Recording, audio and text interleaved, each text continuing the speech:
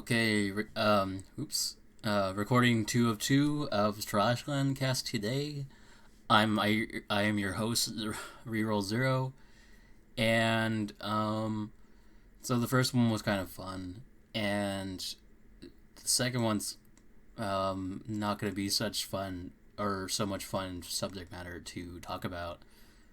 But first, I wanted to talk about the video. Because there's two subjects for this video in a sense, and this was the first was about Halo Infinite. Halo Infinite is such a weird case because the campaign itself is very not smooth, but it's probably the funniest thing. It's the best in years because to be super fair, if you talk about each Halo game, just story wise, not multiplayer, one's okay, one's what it is, one's a proof of concept, two's two is I think a little bit worse. Three is kind of medium. It it's kind of it's kind of at the Halo 2 levels almost, but there's slightly better graphics, I would say. Then Halo 3 ODST is such an advanced, such a great skip ahead in terms of gameplay, storytelling, different characters to play as. Technically, yes, in Halo 2 and 3 that was a thing, but it's gonna have the not Halo 5, Halo 5 problem where you're still stuck as Master Chief, and that's just unfortunate. But yeah, Halo ODST is a lot of people give it crap because again it's it's $40 for effectively DLC, but at the same time it stands on its own. It had Firefight. Firefight's one of the best goddamn things in all Halo. You may shit talk it, but Firefight gives Halo credence if the campaign is not great. So, and then yeah, Halo Reach, Halo Reach is the what's it called? It's it's the best one out of Bungie made Halos. And why is that? It's because it combines everything. It has a good story. It has another character that is a Master Chief. It's basically your character, and so many people say all the time oh, Master Chief is supposed to be you. He never took off his helmet. So, but at the same time, that's kind of not true, because why would I want to be why I don't know if I want to be gravelly voiced Master Chief over here that doesn't really say anything, doesn't really do anything to say anything about characterization. And you say technically oh, that's part of his character, but is it just really lazy writing, and is it just being they have no idea how to write, and they have no idea how to expunge character driven work? Yeah, sure, it's a first person shooter as well, but just Call of Duty 4 and gosh, what were other modern shooters at the time that were first person shooters? I'm just gonna go with Call of Duty 4 because they, even though you're just generic soldiers, you still have a face and that's still something to try and find meaning in. If you just see just a helmet, there is nothing to find meaning in. Or, sorry, let me rephrase that. In the sense of Master Chief, there's nothing to find meaning in. In the sense of... Because it's almost the same thing with the Doom guy. Because you look at that, and almost...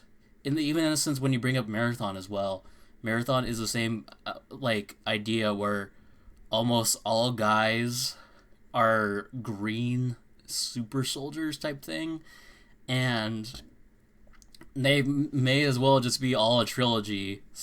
So because they look very similar if you if you just were not looking at them too focusedly. But yeah, it's just that's the thing. Technically, in a sense, in ODST you see the faces, but at the same time they're different characters, and in ODST you don't see the face except your 5 squaddies, or let's see, George, Kat, June, Emil, Carter. Yes, 5 squaddies. You see their faces, but at the same time, there's still two. There's you have your character customization. There's 2 voices. That's more than enough. And the fact that Reach again combines everything. Forge, theater, firefight, multiplayer campaign. It combines everything. It's the best Halo. So outside of the Bungie based Halos, or the Bungie developer or Bungie developer of the Halo. Oh gosh, what I was trying to say is the Bungie developed Halos, and then the Halos outside of the Bungie developed ones. Halo Wars 1. Halo Wars 1, for what it is, it's it's a good game, and I know a lot of people shit on it, but it is what it is. It's a strategy game. I know that's probably not a lot of people's forte, but for what it is, a spin-off too, it did good what it had. Halo Wars 2 is much better. Is probably better developed. I never played it that much. I probably only played the demo, but from what I saw, it seemed like a pretty solid game. Or I think I only played the demo. I don't remember. There's a lot of Halo games that go. And then there's that Halo Spartan Assault, and it stars a goober they made with a yellow Spartan suit and Sarah Palmer. And to be fair, it's just they wanted to have an original game, but it's kind of telling when it's not a first person shooter. It's just a top-down shooter, which that's almost the biggest budget thing you can do. Because Darksiders, the 4th one with the gun guy, that's a top-down shooter, and it's really telling that they're because it's a mobile game as well, so you would think they would put more effort into it, but no, it's just kind of it's okay. It's not great. Then Halo 4. Halo 4, I will say, I know was not a great jumping on point for 343. I know 343 technically was what was it? Something. It was Halo 4 was one of those things where okay, well you saw okay, I don't like George Lucas, but he was the director or writer of Star Wars 4, 5, and 6. And again, there's so much more people that are working on the thing as well, so it's not good to just give credit to the people that are the figureheads of the production.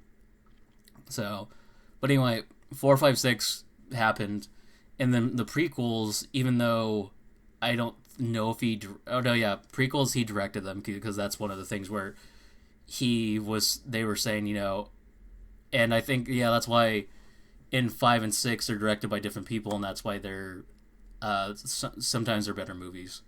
It just depends on what day you're watching them. So so in all seriousness, prequels, 1, 2, and 3, it shows that almost George Lucas is like a flash in the pan type thing. Because sure, it's like, yeah, he made like THX 1138, a visionary film itself. He made American Graffiti. He made the first Star Wars movie, and then 5 and 6 was directed by different people. And then because he was just shit talked all the time on 1, 2, and 3, he just gave up. But so like prequels are almost like another case of like, or almost another case of like they have a different team to work with now, so you think would be better. But again, to be super fair, it's like for the people that were mad at the prequels, it's never gonna be the same, and that's insane to assume that, because you want it to be the same, but it's not going to be the same. So get that idea out of your head fast. But for what the prequels are, they're okay movies. Nothing to write home about. And then same thing with the sequel movies. It's for all for all the problems too, they're okay to good movies.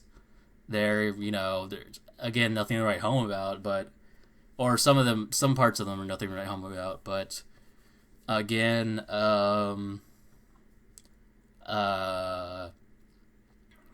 what was I going to say? But also it's the same thing as like J.J. Abrams made the first one of the sequels, then Rian Johnson made the 8th one, and again, a lot of people give shit to it, but just just calm down, calm the fuck down. It's just a movie. And then episode 9, once again, J.J. Abrams, it's okay. It's not great. So yeah, like just everybody calm down. It's just a movie.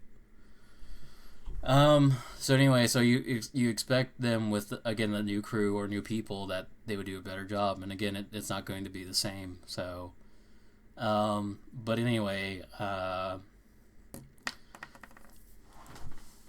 the same thing was. So how did Halo 4 fare? Well, Halo 4, campaign-wise, has a lot of, not baggage, but it has a lot of, or sorry, I shouldn't say that. It has a lot of promising ideas.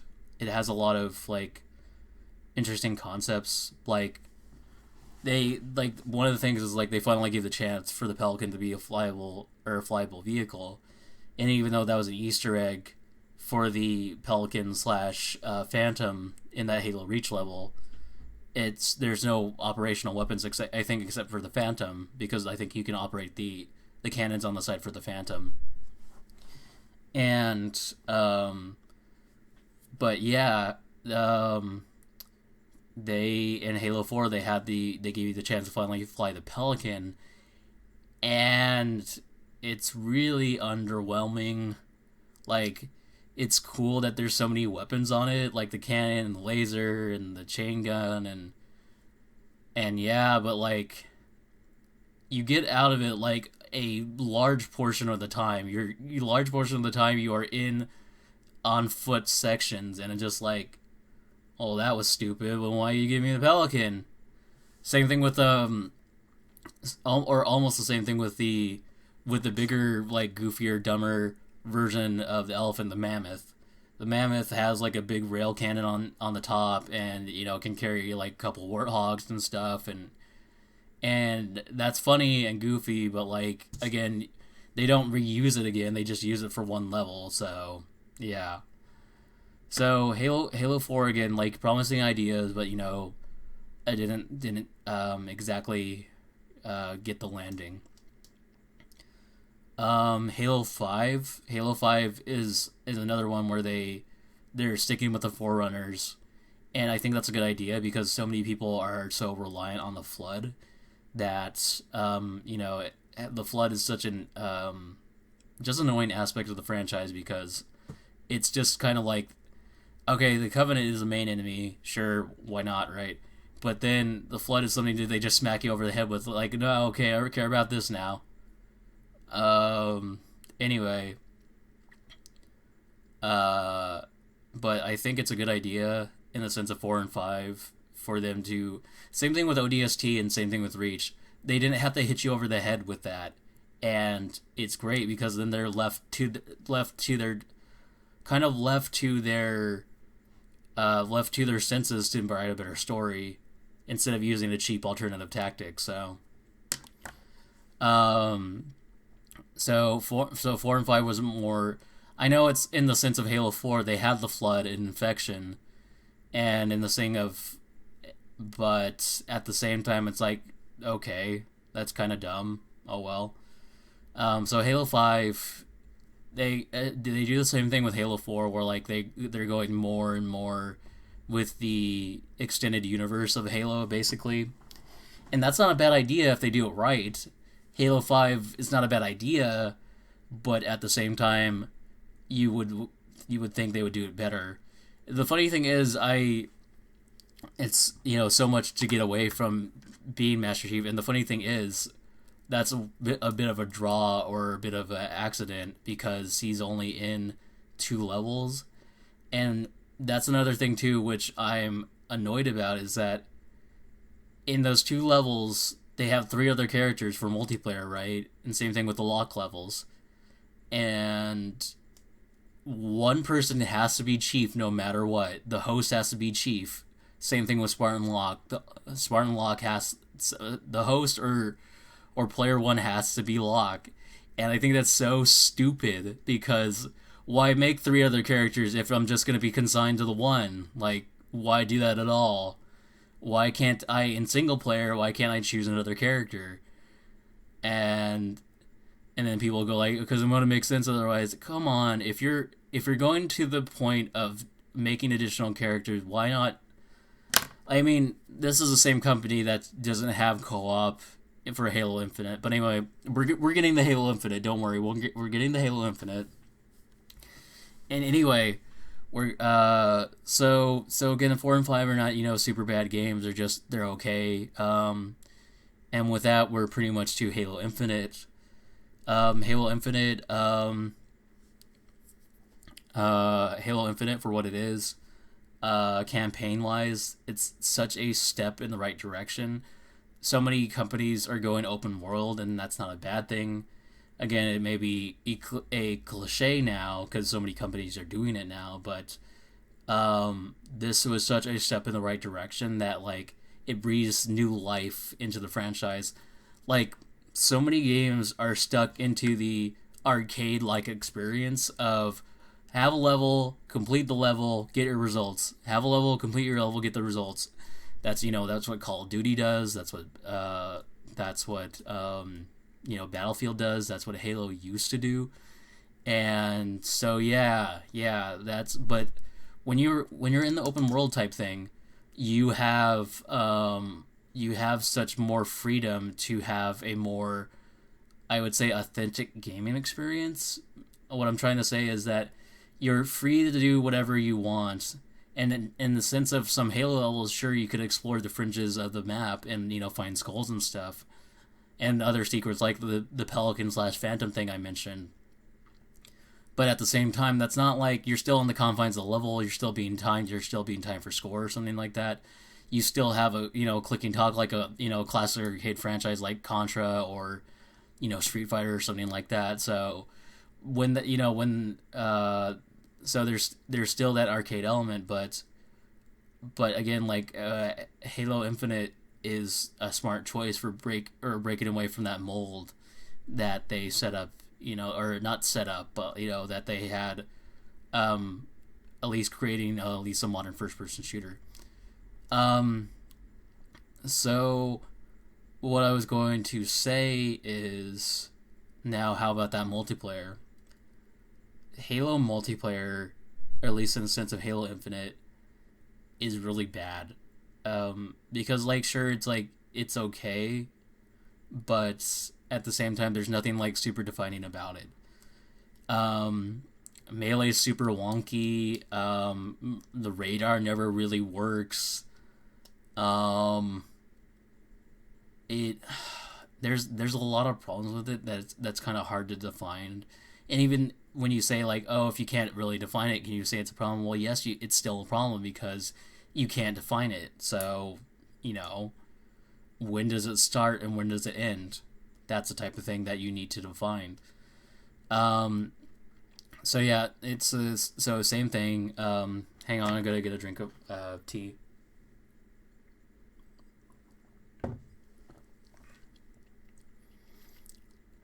So it's the same thing where it's a lot of it's un not unplayable, but inconsistent. Inconsistent is a great word to describe Halo Infinite because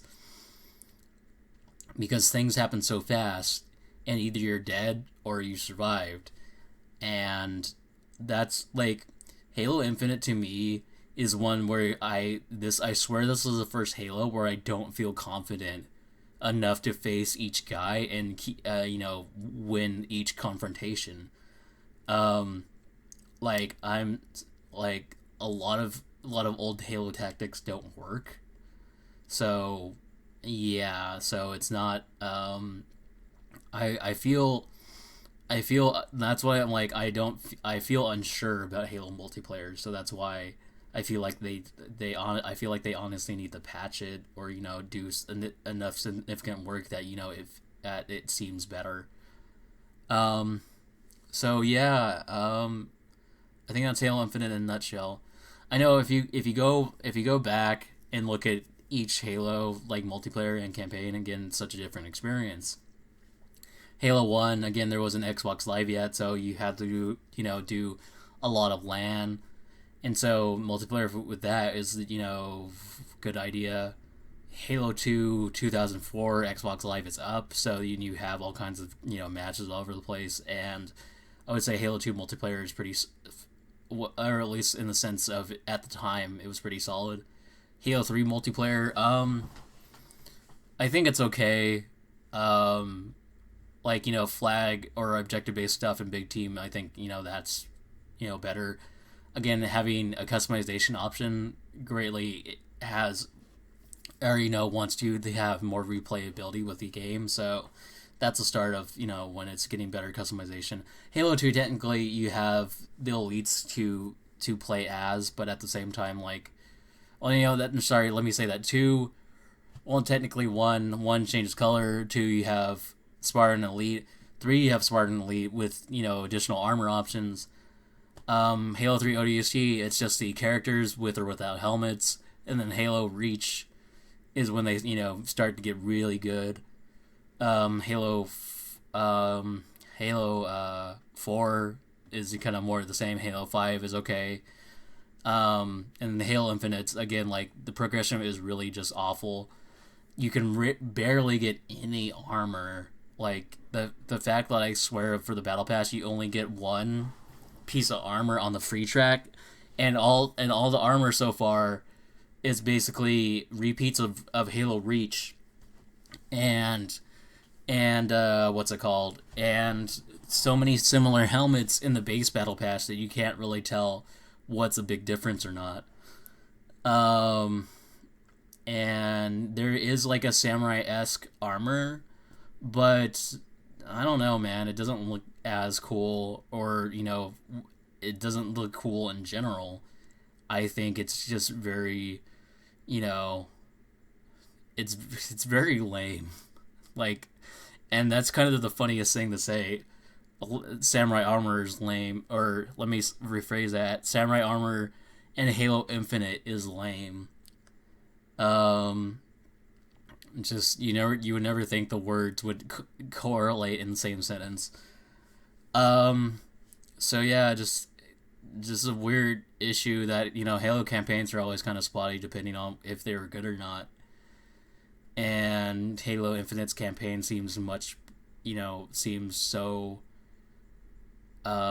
integral. Like, people are like, website publications were giving it Game of the Year, and I was going like, I call horseshit on that, because like They obviously never played the multiplayer. That's 50% of your score. That's you can't give up halfway through. So you can't give an A plus when half of the test is gone or half of the test is spotty.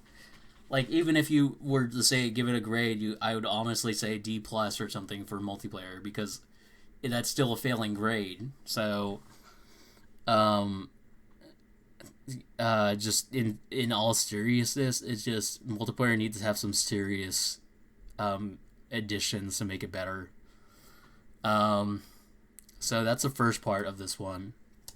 The second part, which kind of ties into Halo, is the troubling case of developers being creepy and not complying with the law.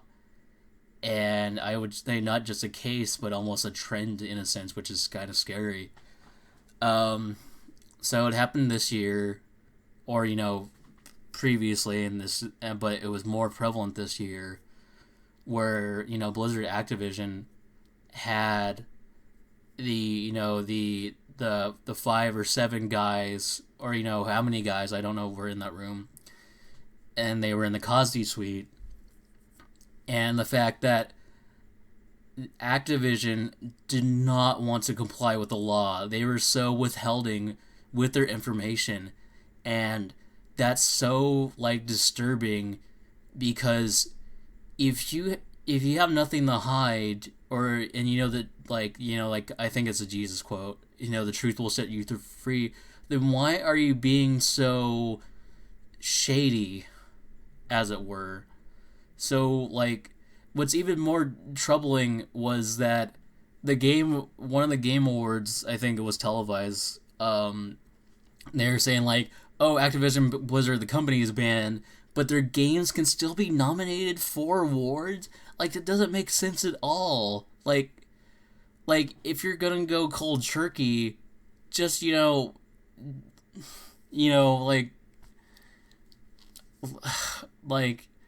can't do that. You have to deal with them in the full sense. You can't deal with something bad piecemeal. If there's, not to be too hardcore, but if there's cancer, you don't just cut out a part of it and then see how it does. You deal with the whole thing then and there. If you falter, then you will die, and that's the thing with the video game industry. So many people are still playing Overwatch, and almost the same thing with Bungie. Bungie was another high-profile case that came out at the end of the year, and I have so much trouble putting Destiny 2 down, because Destiny 2 is a more solid game than both its Destiny 1 predecessor and I think Halo.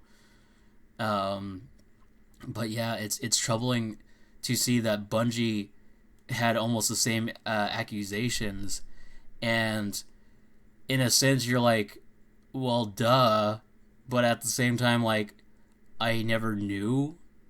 I kind of can see now that the culture over at a lot of these companies are such a dude culture, and it poisons the atmosphere, because it's there's so much there's so much that affects it. Halo 3 is just and I'm guilty about a part of this. It's so toxic that it's almost you can't get out of it.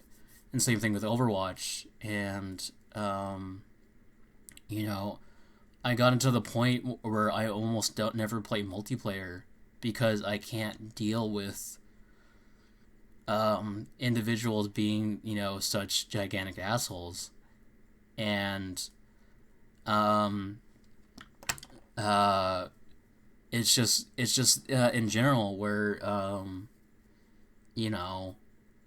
people, I don't understand why people choose to do the thing where you're not genuine with somebody.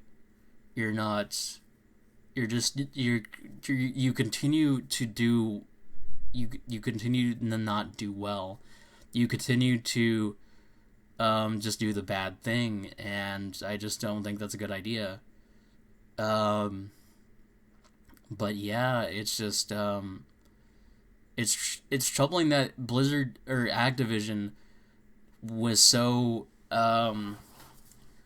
haphazard, and it's troubling that, like, Microsoft Phil Spencer is just like, you know what, we don't know if we want to deal with Activision anymore. So, like, but that's like such a half-hearted response instead of a full, like, condemnation. It's not like, it's not actionable. It's not like, it's not something where you go like, oh hey, like, it's just like a slap on the wrist. Like, don't do that. You don't, like, so many, like, if there was real actionable stuff that the companies did, and say, like, no to Activision Blizzard, they would have to go to another company to publish their stuff. And but at the same time, like, nobody's, like, really committed to do so, because, like, technically, yeah, sure, like, there's a thing of, like, oh, once they deny them, there's all this flow of money that goes to another company. But at the same time, forget the money. Why aren't you just doing it in general? It's not in the sense of, being good, or just, for your soul or anything like that. It's just like, just do good to just do the right thing. And I think it's just, there's the troubling trend of just not doing the right thing. Activision had the thing, Bungie had the thing, and almost, this is, you couldn't predict about how this was going to end, but it almost was, in a sense, almost like foreshadowed, because, like, Xbox has so many questionable decisions over the year that, in case in point, Dead or Alive. Dead or Alive is a series which, is very risque, has, it's very, as I said, it's very risque. That's the best thing I could say. And with that, they never dealt with Tonobu Itagaki, one of the head guys at, Team Ninja Tecmo at the time. Because but no, it's like, what I was saying, why it foreshadows, because they had such a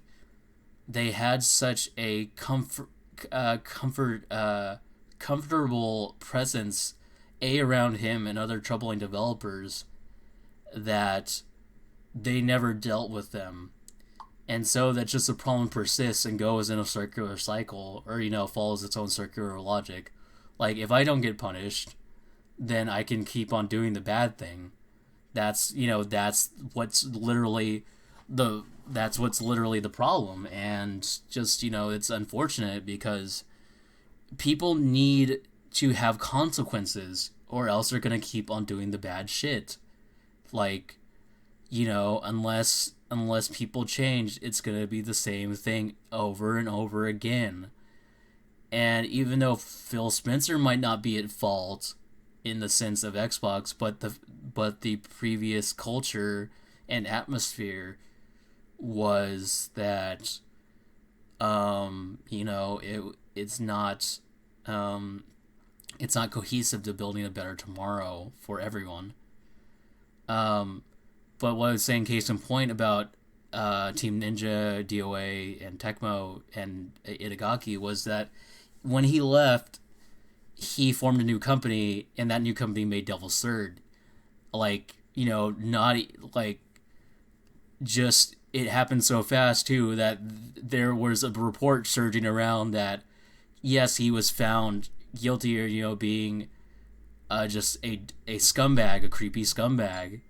And it goes to show that since Microsoft basically aided and abetted, or allowed his antics to go unnoticed. Like, just that this is just that's what happened. They, even if they didn't have a direct relation with him, they aided him by giving him money for publishing on Xbox. So, that's hindsight 2020. Um that's just it's unfortunate because there's so many cases that go unnoticed, and they shouldn't, because they need to be brought up, and the perpetrators need to be punished, because then that will be a step in the right direction, instead of doing nothing and just saying,